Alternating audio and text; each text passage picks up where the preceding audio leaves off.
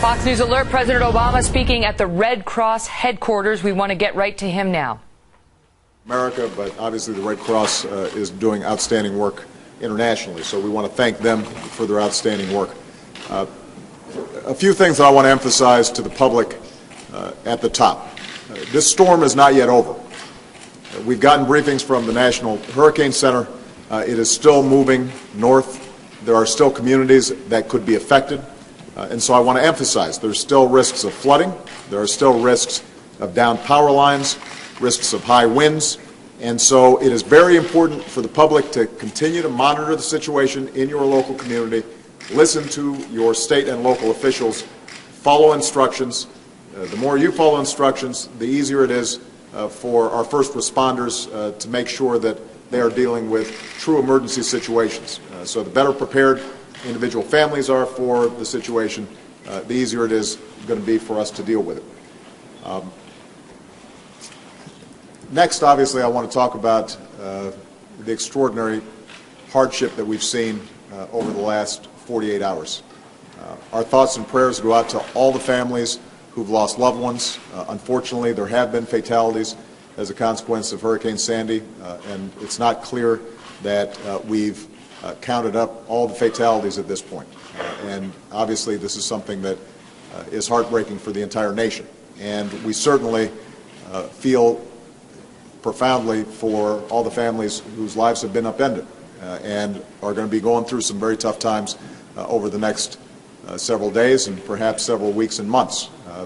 The most important message I have for them is that America is with you. We are standing behind you, and we are going to do everything we can to help you get back on your feet.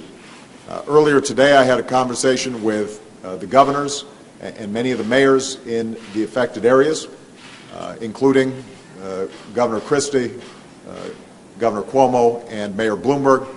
I want to praise them for the extraordinary work that they have done.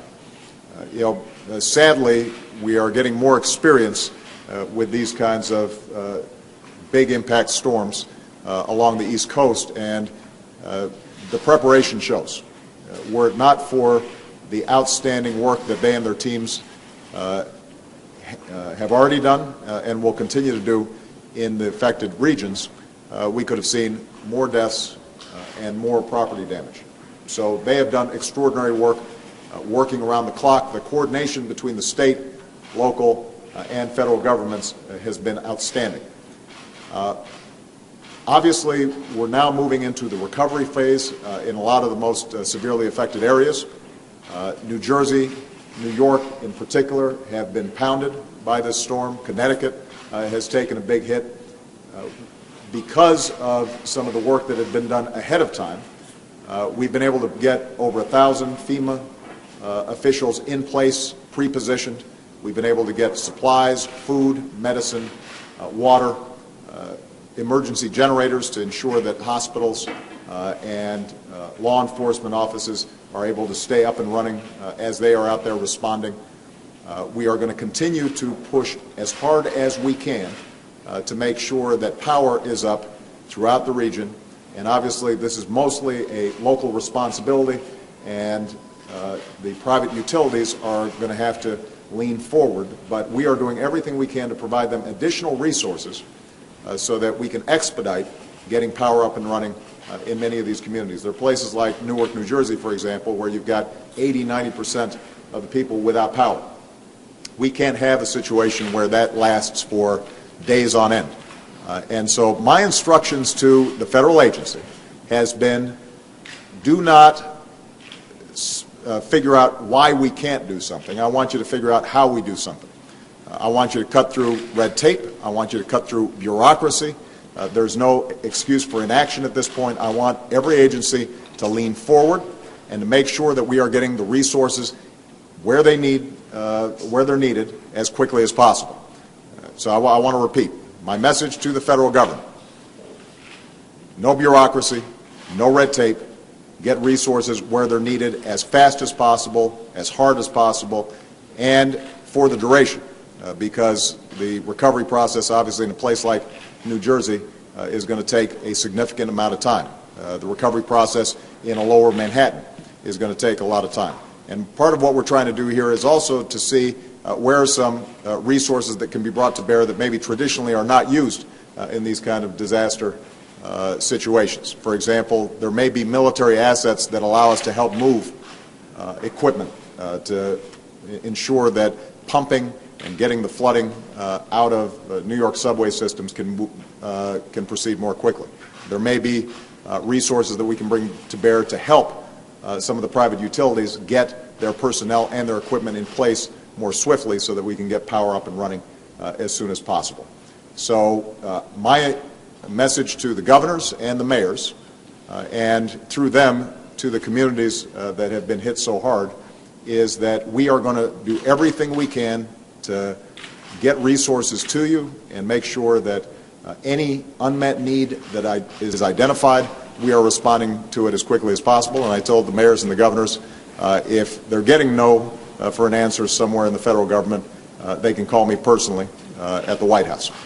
Now, obviously, the state, local, federal response is important, but what we do as a community, what we do as neighbors and as fellow citizens is equally important. So a couple of things that I want the public to know they can do. First of all, because our local law enforcement, our first responders are being swamped, to the extent that everybody can be out there looking out for their neighbors, especially older folks, I think that's really important.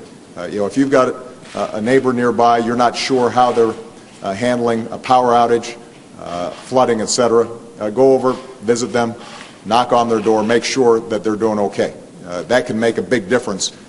The public can be the eyes and ears in terms of identifying unmet needs. Second thing, the reason we're here is because the Red Cross knows what it's doing when it comes to emergency response.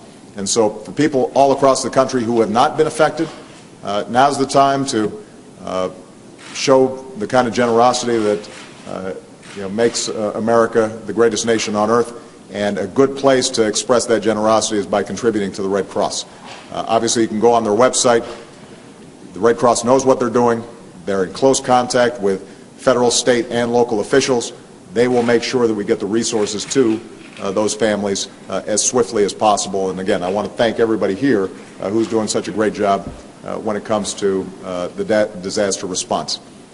The final message I just say is, during the darkness of the storm, I think we also saw what's brightest in America. I mean, I think all of us obviously have been shocked by the force of Mother Nature as we watch it on television. At the same time, we've also seen nurses at NYU Hospital carrying fragile newborns to safety. We've seen incredibly brave firefighters in Queens, waist deep in water, battling infernos and rescuing people in boats. One of my favorite stories is down in North Carolina, the Coast Guard going out to save a sinking ship. They sent a rescue swimmer out, and the rescue swimmer said, "Hi, I'm Dan. I understand you guys need a ride." That kind of spirit of resilience and strength, but most importantly, looking out for one another, that's why we always bounce back from these kinds of disasters. This is a tough time for a lot of people, millions of folks all across the eastern seaboard, but America's tougher, and we're tougher because we pull together, we leave nobody behind, we make sure that we respond as a nation, and remind ourselves that whenever an American is in need, all of us stand together to make sure that we're providing the help that's necessary. So I just want to thank the incredible response that we've already seen, but I do want to remind people this is going to take some time.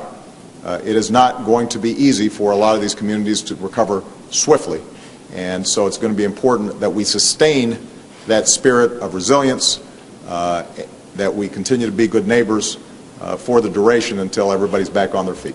All right? Thank you very much, everybody. Thank you, Red Cross. The